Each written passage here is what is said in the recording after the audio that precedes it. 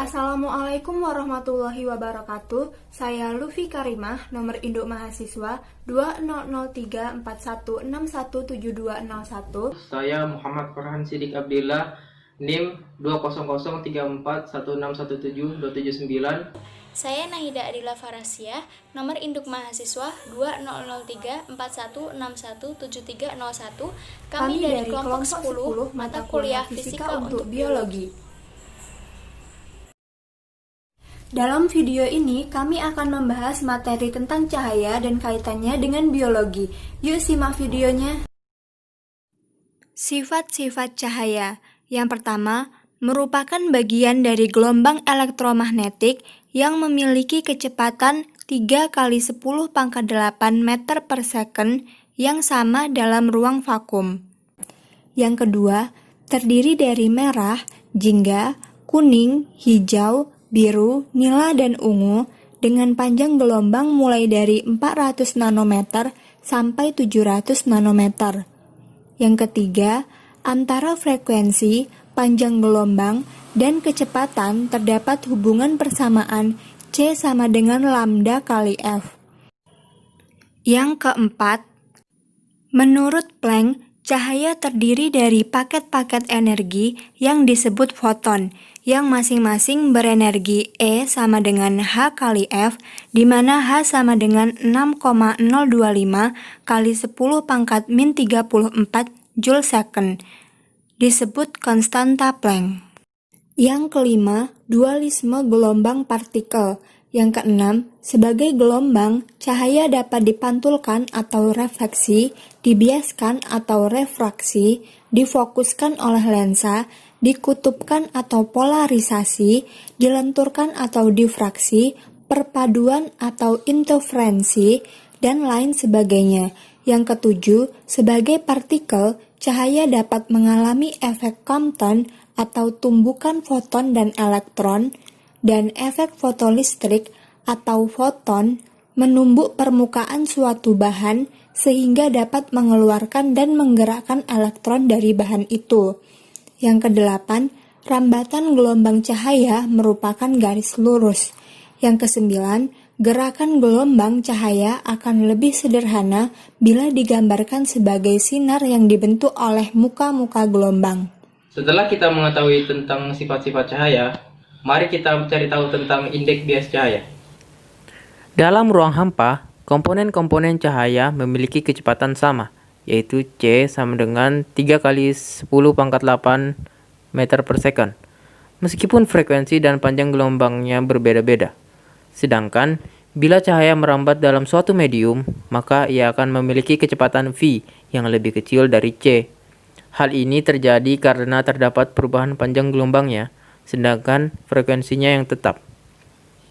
Perbandingan antara kecepatan cahaya dalam ruang hampa C dengan kecepatan cahaya yang panjang gelombangnya tertentu dalam suatu medium V disebut indeks bias medium tersebut untuk panjang gelombang tertentu, N sama dengan C per V.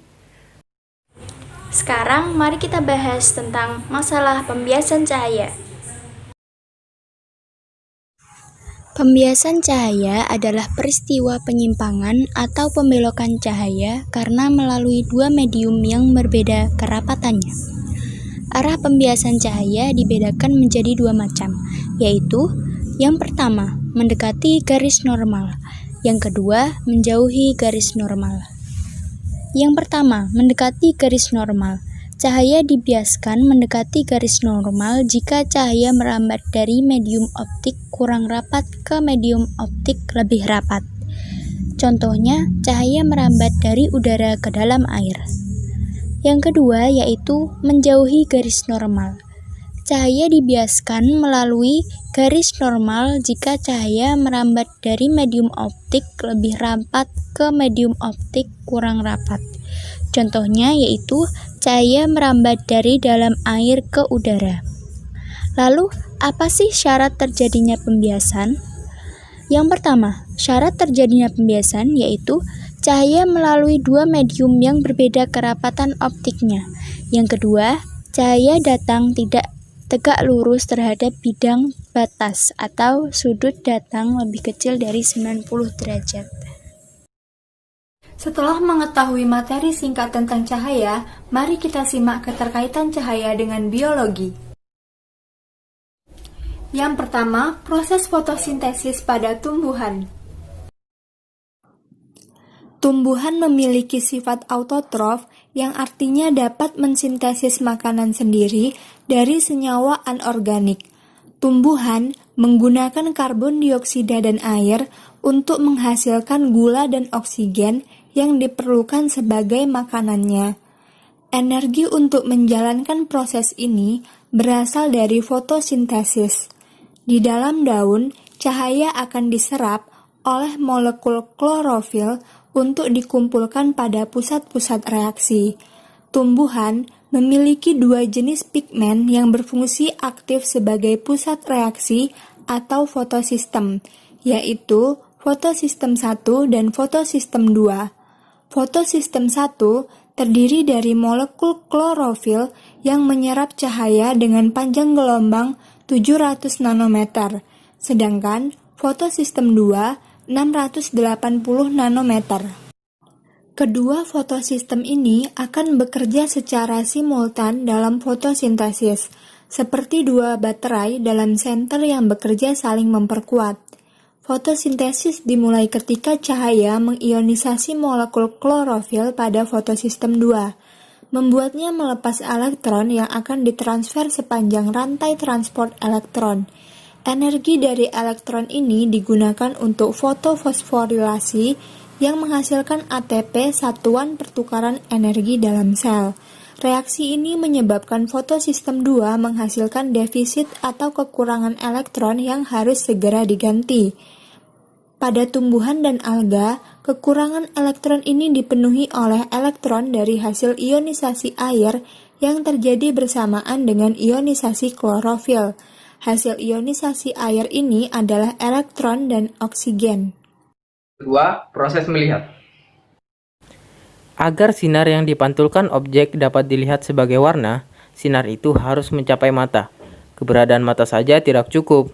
Setelah mencapai mata, sinar itu harus diubah menjadi sinyal-sinyal saraf yang mencapai otak yang bekerja selaras dengan mata. Penginderaan warna dimulai pada sel kerucut dalam retina. Ada 3 kelompok utama sel kerucut yang bereaksi sangat kuat terhadap warna tertentu dari cahaya. Sel-sel ini dikelompokkan sebagai sel-sel kerucut biru, hijau, dan merah. Warna merah, biru, dan hijau yang membuat sel kerucut itu bereaksi adalah 3 warna primer yang ada di alam. Dengan rangsangan sel kerucut yang sensitif terhadap ketiga warna ini, pada derajat yang berbeda, muncullah jutaan warna yang berbeda. Sel kerucut mengubah informasi yang berhubungan dengan warna ini menjadi impuls saraf melalui pigmen-pigmen yang terkandung di dalamnya. Selanjutnya, sel saraf yang terhubung dengan sel kerucut ini mengirimkan impuls saraf ke suatu daerah tertentu dalam otak. Dalam daerah seluas beberapa sentimeter persegi di dalam otak inilah tempat dibentuknya dunia penuh warna yang kita lihat sepanjang hidup. Yang ketiga yaitu pembentukan vitamin D pada tulang. Terik sinar matahari tidak selalu berdampak negatif. Paparannya di pagi hari memiliki manfaat bagi kesehatan tulang karena menjadi sumber vitamin D. Paparan sinar matahari yang baik adalah sinar matahari pagi sebelum pukul 8. Pada jam tersebut, matahari akan memberikan sinar yang bermanfaat bagi tubuh. Pancarannya mampu mensintesis menjadi vitamin D dan bermanfaat untuk kesehatan tulang dan pembentukan kalsium. Pada waktu berkas sinar ultraviolet mengenai kulit, maka sinar ini akan disaring di kulit. Di bawah kulit terdapat sejumlah besar simpanan kolesterol. Simpanan ultraviolet mengubah simpanan kolesterol ini menjadi vitamin D. Dengan bertambahnya tingkat vitamin D dalam tubuh karena terkena sinar matahari, bisa meningkatkan penyerapan kalsium. Ini menolong pembentukan dan perbaikan tulang dan mencegah penyakit seperti rakitis dan osteomalsila atau pembulatan tulang tidak normal. Itulah tadi pembahasan fenomena yang berkaitan dengan cahaya terhadap keterkaitannya dengan biologi. Semoga bermanfaat dan terima kasih.